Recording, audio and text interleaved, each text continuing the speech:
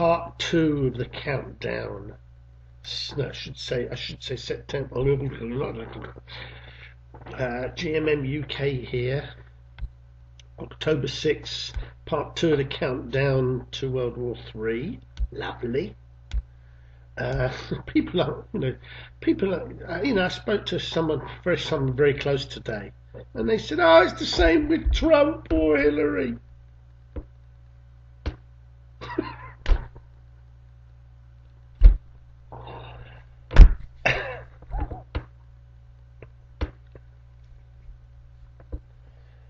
They're both of the same thing.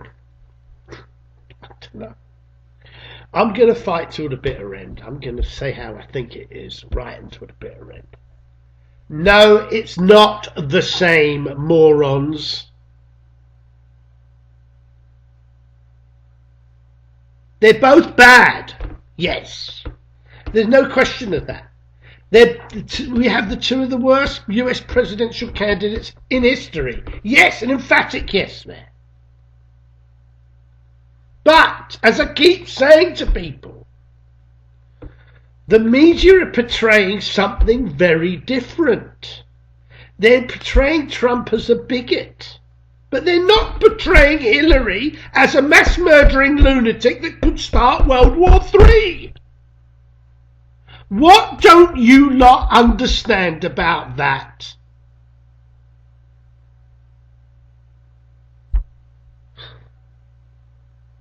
They're not the same. Trump said these wars have been disastrous for America. Whereas Hillary, I will stake my reputation on it. Hillary will start World War III. I don't think Trump will. Now, if you don't want to keep saying that they're both the same, then, screw you all, because you're all going to get killed in a nuclear war, because that's crazy bitches going to get in. Because to me, a person that starts a nuclear war and the person that doesn't want war are two different people. I just watched the Corbett report, and he's one of the few guys that I actually agree with on just about everything. And he really makes a good point with this video, where Hillary means World War III, which is what I've been saying all along. Hillary in the White House will mean Netanyahu. Rothschilds have been planning this for 250 years. Albert Pike in the 1850s, this genius of a man, worked it out. They would need 3 world wars, he said. This was in 1850 or 1870, I don't know exactly when.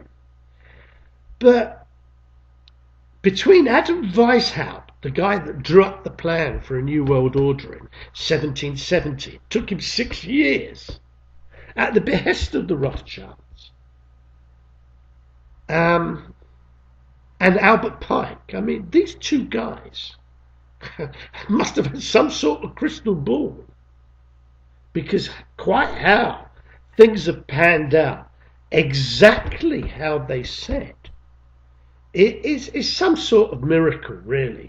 Many times in the past I've written on Facebook, I said, you've got to hand it to the Rothschilds.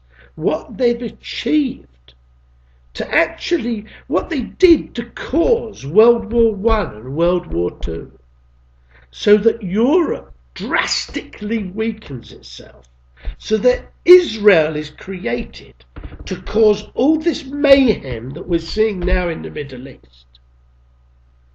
It all starts from them, and it works its way down through all the organizations that they control, like IPAC, the CFR, the US judiciary, the police.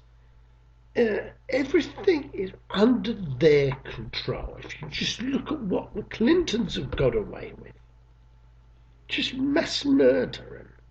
I mean, they've killed 12 of their own bodyguards, for Christ's sake. You've got all these groups, the Zionist groups, that have untold power. They have untold money.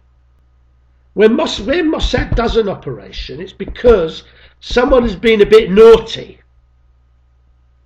I even predicted back in the beginning of this year what disaster is going to befall Brazil when the leader there opened up a Palestinian embassy and said, we're going to recognize Palestine.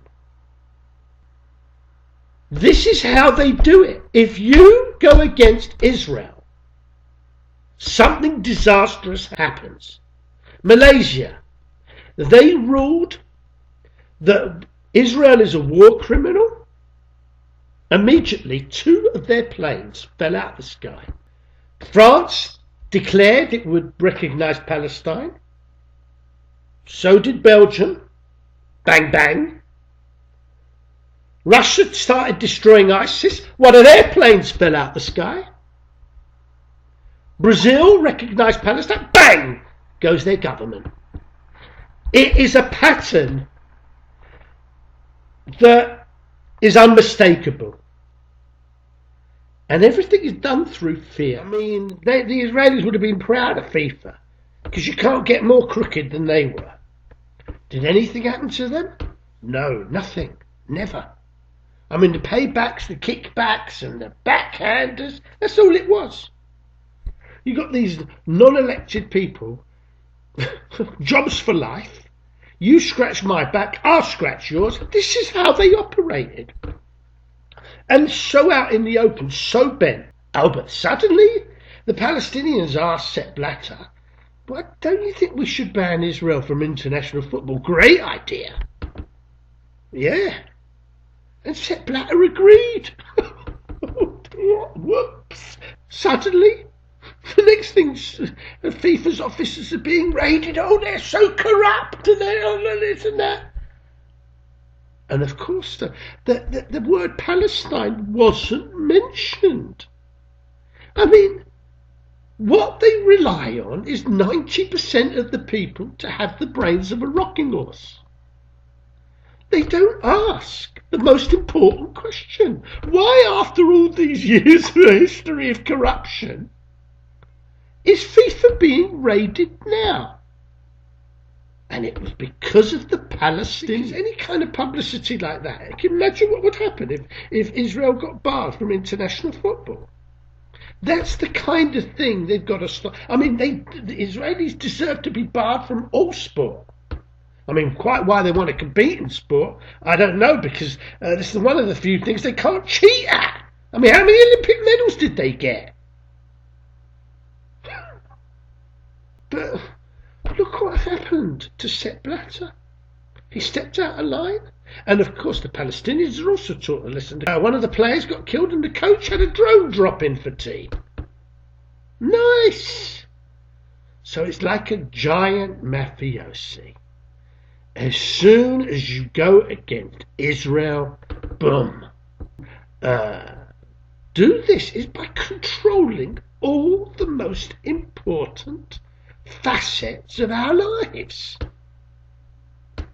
We're occupied territories, and they're not content with what they've got. They want a whole lot more. So going back to this video with James Corbett, where he's talking about Noam Chomsky. Now, I've always argued his case because he's always been a great supporter of the Palestinians. And what is happening to them, it's a blight on mankind. These good people who've never done any wrong to anyone. And he's always fought their cause. Mind you, other people have said to me that he doesn't talk about 9/11. So I said, well, that's because he's probably been warned off. Because this is what the Zionists do. Once you become too popular, there's a method. They start to censor you. They make sure that you can't earn a living. They destroy you, like with Stephen Jones, Professor Stephen Jones, the foremost physicist in America, who said this. They were controlled demolitions on 9/11. What happened? His ability to earn money was taken away. Also, what about Philip Marshall?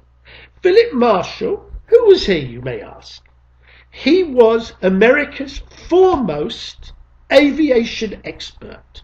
He wrote a book called The Big Bamboozle and stated quite categorically what we were told on 9/11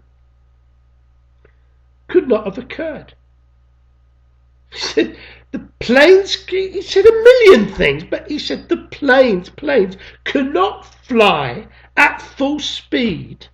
Something which I never knew. I didn't know that passenger planes could not fly at 400, 500 miles an hour, 1,000 feet from the ground. Their wings would just tear off straight away because the air's too thick. But at 35,000 feet, this is when they can reach top speed. The higher they go, the air is thinner.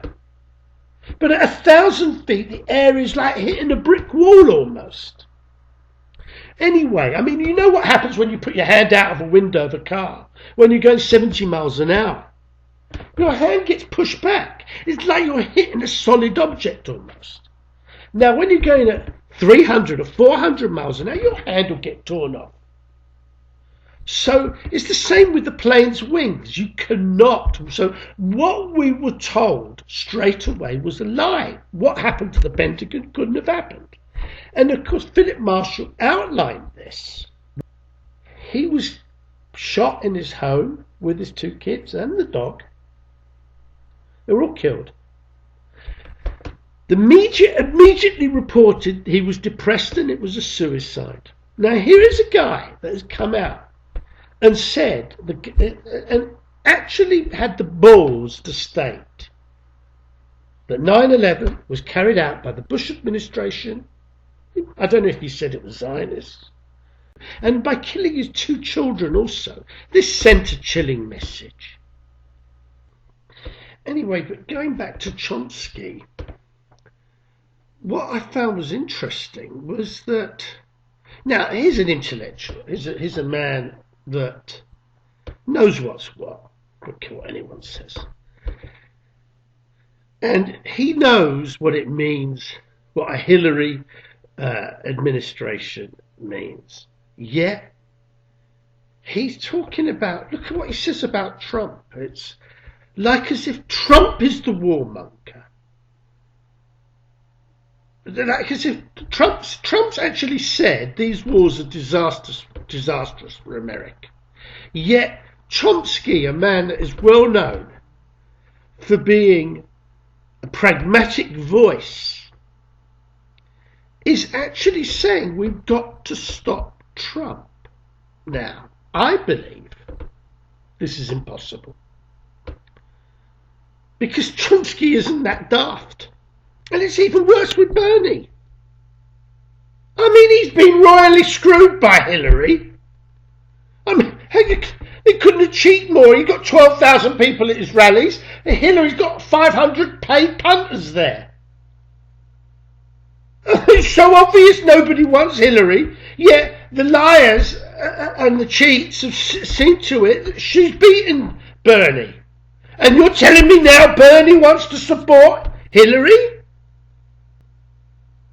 I would have thought Bernie would want to stick one on Hillary and say, screw you, we're voting for Trump. I mean, look how many Republicans, neocon warmongers, want to vote for Hillary in the Democratic Party. So all of a sudden, political ideology's gone straight out of the window.